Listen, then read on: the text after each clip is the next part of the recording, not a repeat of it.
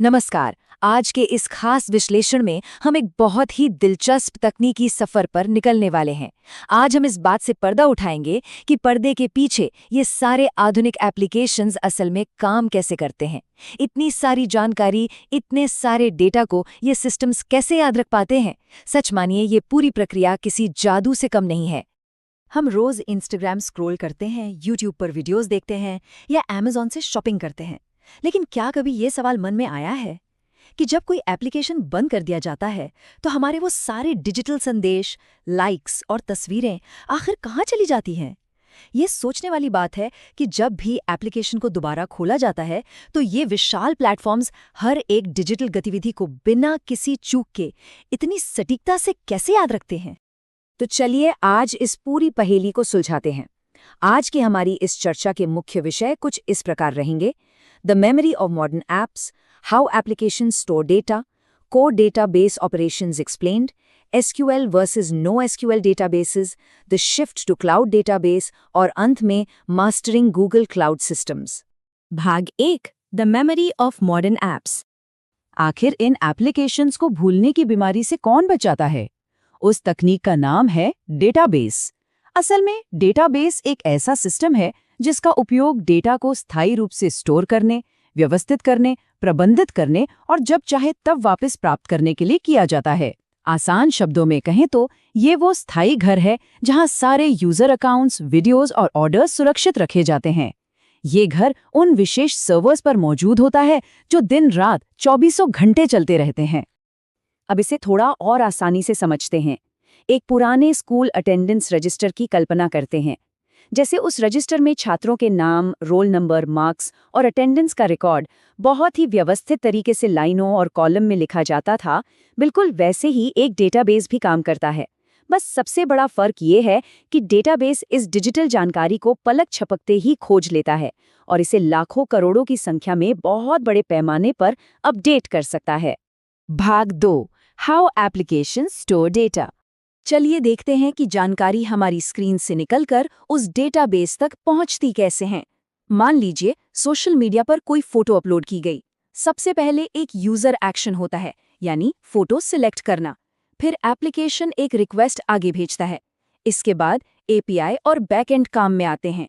यहाँ एपीआई एक पुल की तरह काम करता है जो अक्सर जेसन पेलोड्स का उपयोग करके डेटा को सर्वर तक पहुंचाता है। और अंत में डेटाबेस स्टोरेज का काम होता है, जहां यूजर की जानकारी, इमेज का सारा मेटाडेटा और कमेंट्स स्थायी रूप से सेव हो जाते हैं। इसी प्रक्रिया को रोजमर्रा के लॉगिन वाले काम से भी समझा जा सकता है। जब लॉगिन क्रेडेंशियल्स दर्ज किए जाते हैं तो एक बैकएंड रिक्वेस्ट जनरेट होती है। इसके बाद सिस्टम सीधे डेटाबेस में जाकर उन क्रेडेंशियल्स की जांच करता है। बैकएंड यहाँ क्रिप्टोग्राफिक हैशिंग का उपयोग करके पासवर्ड को सुरक्षित रूप से वेरीफाई करता है।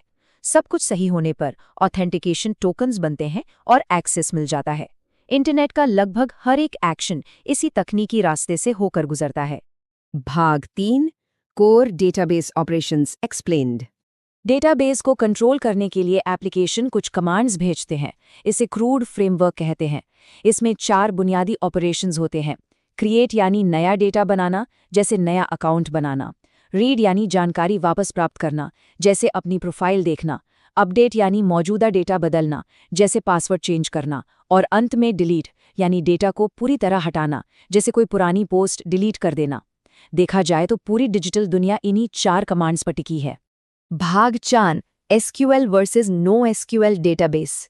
चूंकि डिजिटल जानकारी कई तरह की होती है, इसलिए इसे स्टोर करने के भी 2 मुख्य तरीके हैं। एक तरफ है रिलेशनल एसक्यूएल डेटाबेस, जिनमें डेटा को रोज और कॉलम्स वाली बहुत ही सख्त और व्यवस्थित टेबल्स में रखा जाता है। ये डेटा की पूरी अखंडता सुनिश्चित करता है और इसीलिए बैंकिंग सिस्टम्स में माई-एसक्यूएल का खूब इस्तेमाल होता है।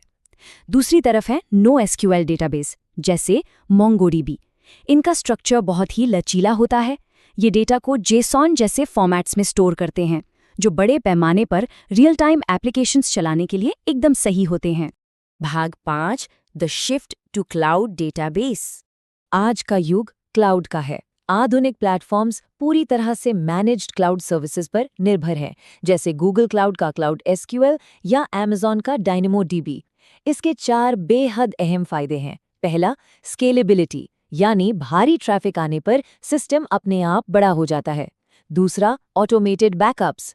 तीसरा, हाई अवेलेबिलिटी, यानी डेटा को दुनिया भर के अलग अलग जोन्स में कॉपी करके रखा जाता है ताकि सिस्टम कभी डाउन न हो। और चौथा है एनहांस्ड सिक्योरिटी, जो कड़े एक्सेस कंट्रोल से डेटा को हमेशा सुरक्षित रखती है।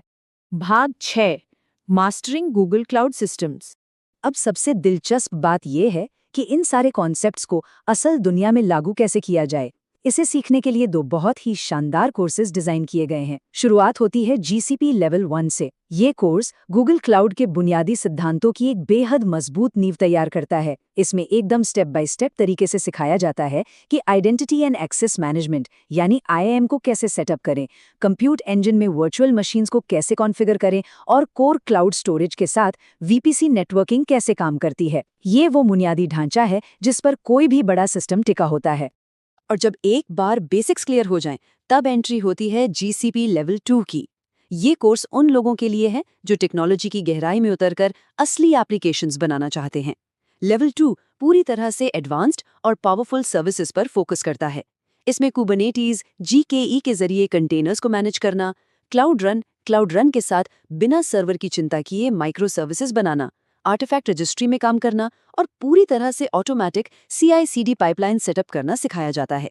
मतलब थ्योरी से निकलकर सीधे प्रोफेशनल ग्रेड का क्लाउड आर्किटेक्ट बनने का ये एक पूरा रोड मैप है। लेवल 1 और लेवल 2 कोर्सेज के लिंक नीचे डिस्क्रिप्शन में मौजूद हैं।